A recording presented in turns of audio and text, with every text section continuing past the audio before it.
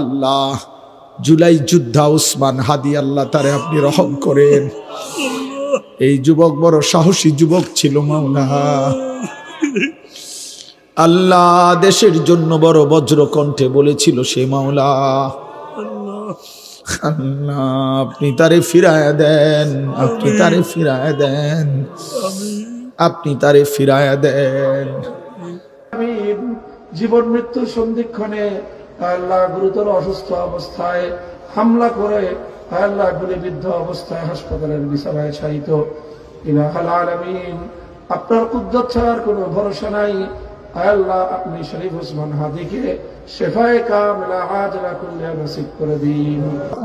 আয় আল্লাহ, আজকে সে গুলিবিদ্ধ হয়ে হাসপাতালে পড়ে আছে। আল্লাহ তোমার কুদরতের মাধ্যমে তারে শেফায়ে কামেলা নসিব করে দাও।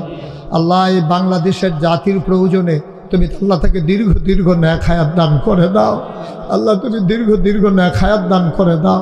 আল্লাহ ওসমান হাদির হায়াতকে লম্বা করে দাও, আল্লাহ ওরে সুস্থ করে দাও, আর বাচ্চাটার খাতিরে আর হায়াতকে ভিক্ষে দাও। দোয়া করছি আল্লাহ তুমি ওসমান হাদি ভাইকে তুমি সুস্থতা দান করে দাও।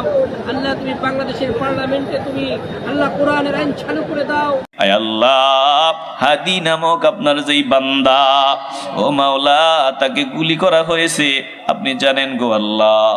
এখন হসপিটালে আছে, মেহেরবানি করে তাকে সুস্থতার নেয়ামত দান করিয়া দিয়েন আল্লাহ।